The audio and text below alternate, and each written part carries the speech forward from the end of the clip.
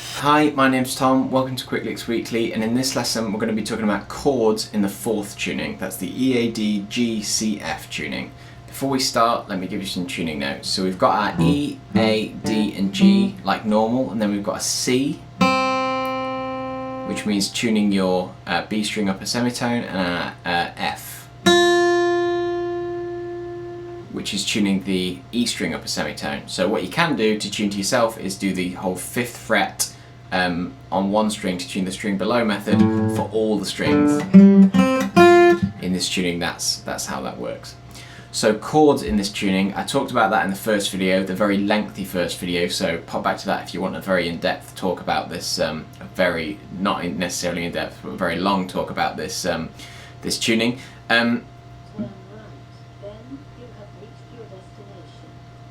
That was weird.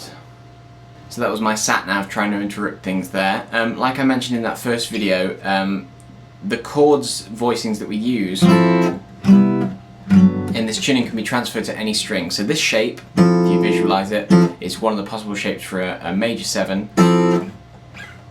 And it's exactly the same on every string. Whenever we see that shape in this tuning, it's always a major 7. So that's the wonderful thing about this tuning. Now I did mention that all the chord grips and chord voicings are different. So instead of playing a minor 7 flat 5, a minor 7 the normal way, we have to play it the way that I would have associated a minor 7 flat 5 chord.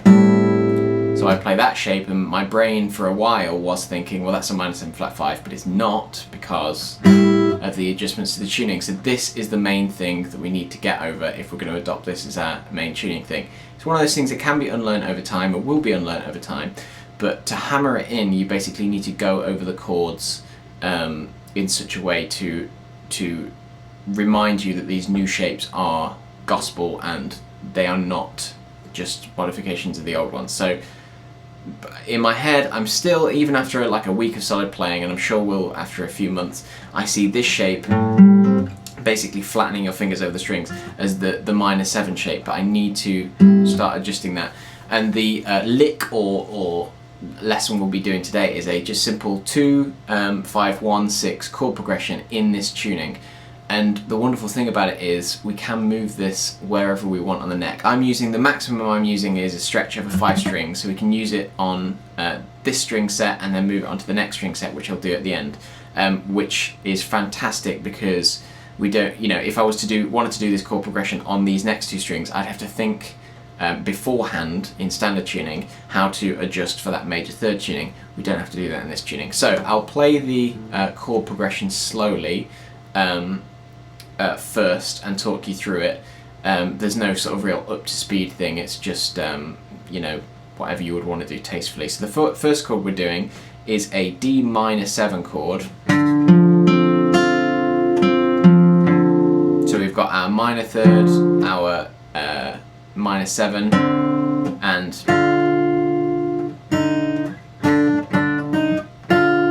our minor 3rd duplicated again because of the octave trick there. So we've got our minor 7 chord, which originally would have been a minor 9 shape in the old tuning. Thankfully, some of these chord shapes still work. For example, if I do this chord shape, which is a 9th in standard tuning, it's the Hendrix chord now. So instead of this being the Hendrix chord, that's now just a straight dominant 7 chord. So everything sort of gets a little bit messed up in your head because you start thinking, like you would go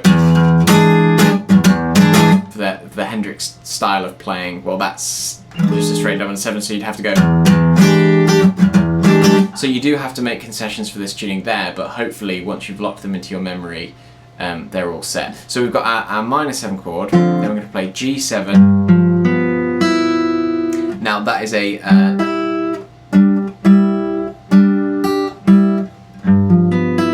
G7 add 6, I think. Yeah, because this is our major 6 interval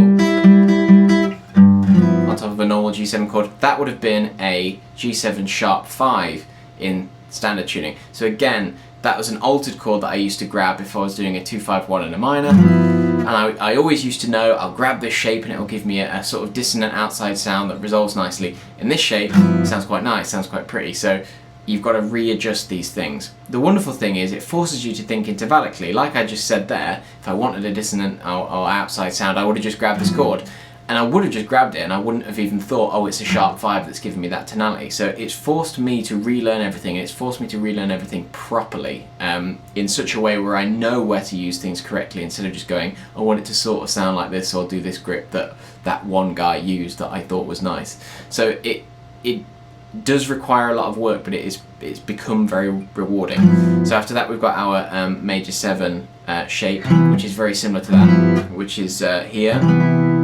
Again, sorry, so the first chord is 5th fret on the A string, 3rd on the D, 5th on the G string, and 5th on the C string. The next is 3rd fret on the E, 3rd fret on the D, so we skip that A string, 4th fret on the G, and 4th fret on the C string. And then we play on the center group of strings, center group of 4, so the A downwards, so we play 3rd fret on the A, 2nd fret on the D, 4th fret on the G, and 4th fret on the C. And then to play the returning 6 dominant 7 chord that leads us back to the 2, I'm going to play this.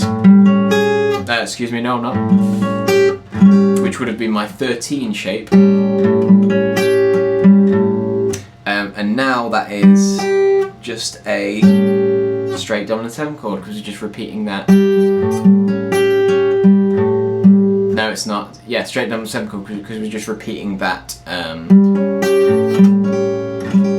that minor 7 interval there. Again, it's still all very fresh to me, so I'm having to think about everything, but that works nicely. So the chord progression sounds like this when you play it through.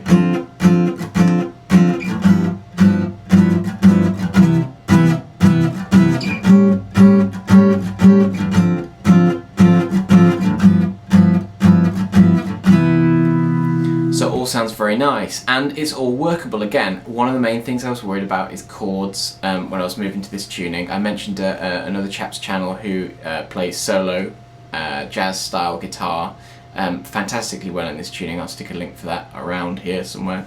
But yeah, chords were the main thing I was worried about, because I like playing or aspiring to play solo jazz style guitar eventually.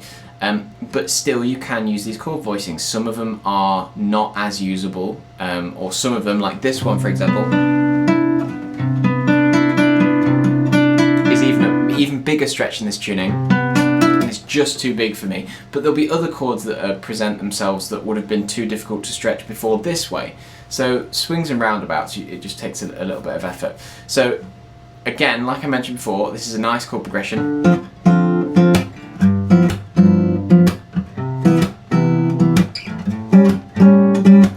And would be great to use in this tuning. Wonderful thing about it, we can move it onto the next set of strings and use exactly the same voicings, and it sounds fantastic. So we're moving everything up an octave. So let's take our first note, which will be our anchor, which is the D, all the way up, and we can just use the same chord voicings.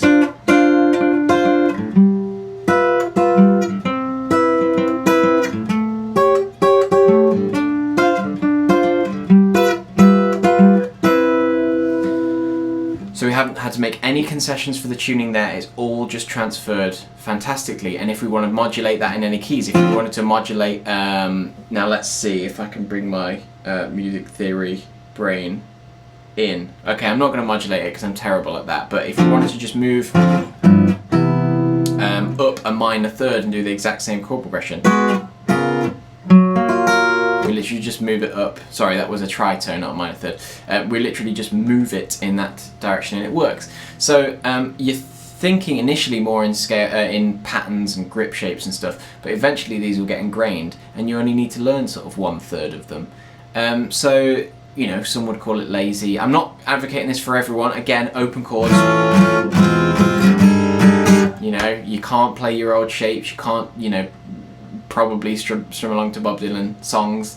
If that's your thing, then, you know, if chords, you know, big open chords and bar chords are your thing, big 6-string strummy bars, that's not possible. You know, there are ways to get around it, but they're not as comfortable as before. They probably will be if you stick at it for a while. But you know, if that's all you're wanting to do, well, not that that's, you know, anything to be frowned upon. If that's your thing on guitar, is that sort of big open strong 6-string chords, this tuning probably isn't for you. if you're interested in more jazz stuff, or you know, a lot daintier chord voicings, then maybe this is for you. I hope this has provided some insight into this tuning and why I'm so excited about it. Next lesson we're going to be looking at arpeggios, similar to chords as well, but they are opened up enormously in this tuning, and then I promise after that I'll do one more video summing everything up, in which I'll ask for feedback from anyone who's watched these, and then I will shut up about it and get on with some proper lessons. But thanks ever so much for watching. Next week, yeah, we'll be looking at arpeggios, so hopefully I'll see you then.